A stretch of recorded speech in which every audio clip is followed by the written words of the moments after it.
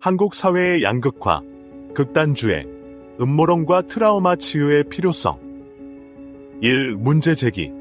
양극화된 사회의 현주소. 안녕하세요, 여러분. 오늘은 우리 사회가 점점 더 양극화되고 극단적인 의견 충돌로 분열되는 이유에 대해 이야기해 보려고 합니다. 정치적 논쟁, 세대 간 갈등, 혹은 사회적 문제들에 대해 이야기하다 보면 서로가 전혀 대화가 되지 않고 마치 벽을 사이에 두고 있는 듯한 느낌을 받으신 적 있나요? 왜 우리 사회는 이렇게 서로를 이해하지 못하고 갈등이 심화되고 있을까요? 어떤 사람들은 이를 단순히 의견 차이라고 말하지만 사실 이면에는 더 깊은 심리적, 그리고 역사적 요인이 숨어 있습니다.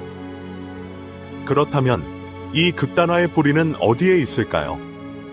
그리고 우리는 이를 극복하기 위해 무엇을 할 수 있을까요? 오늘은 한국 사회의 트라우마를 중심으로 왜 이런 일이 일어나는지, 그리고 우리가 함께 나아갈 수 있는 방향에 대해 이야기해 보겠습니다. 본론 1. 한국 사회의 집단적 트라우마 사례. 한국 사회가 겪어온 근현대사는 여러 차례의 집단적 트라우마를 남겼습니다. 이 상처들은 단순히 과거의 일이 아니라 오늘날에도 우리의 사고방식, 사회적 행동, 그리고 양극화된 갈등의 근본적인 요인이 되고 있습니다. 몇 가지 대표적인 사례를 살펴보겠습니다. 1.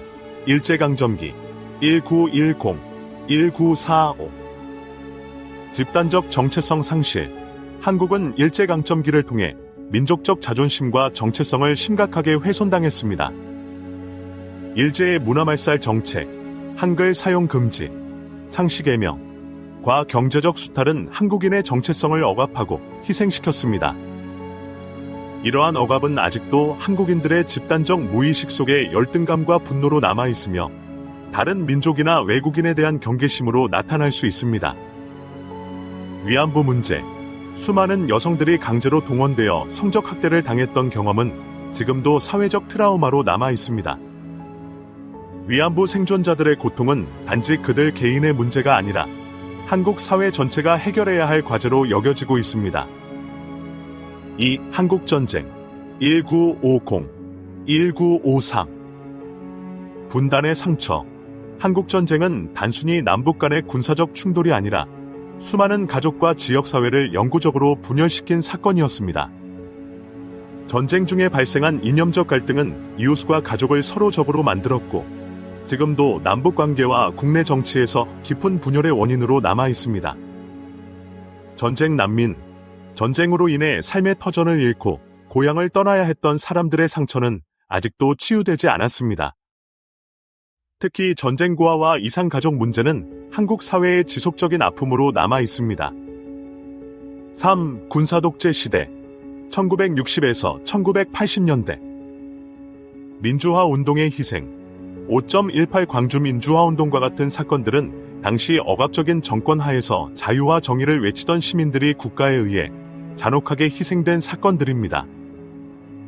이러한 기억은 한국 사회의 정의감과 민주주의 의식을 고취시키는 계기가 되었지만 동시에 국가에 대한 불신과 세대 간 갈등의 뿌리가 되기도 했습니다. 산업화와 노동 착취. 급격한 경제 성장 과정에서 노동자들이 겪었던 착취와 불평등도 사회적 트라우마로 작용했습니다. 특히 이 과정에서 형성된 불평등 구조는 오늘날까지도 사회적 갈등의 원인 중 하나로 남아 있습니다. 4. IMF 경제위기 1997. 대량 실업과 가족 해체. IMF 외환위기는 단순히 경제적인 충격에 그치지 않고 수많은 사람들의 삶을 송두리째 바꿔놓았습니다. 대량 실업과 경제적 불안정은 가정 해체와 자살률 증가로 이어졌으며 지금도 많은 사람들에게 생존 경쟁이라는 불안을 각인시켰습니다. 사회적 신뢰 상실. 경제적 불안은 사람들 사이의 신뢰를 약화시키고 극단적인 개인주의와 경쟁을 부추기는 결과를 낳았습니다. 5. 세월호 참사 2014. 국가의 실패. 세월호 참사는 많은 이들에게 깊은 트라우마를 남긴 사건으로 특히 아이들을 잃은 부모들에게는 지울 수 없는 상처가 되었습니다. 이는 단순히 사고가 아니라 국가 시스템의 부실과 무책임한 대응이 만들어낸 비극으로 인식되며 지금도 한국 사회가 해결해야 할 집단적 고통으로 남아 있습니다.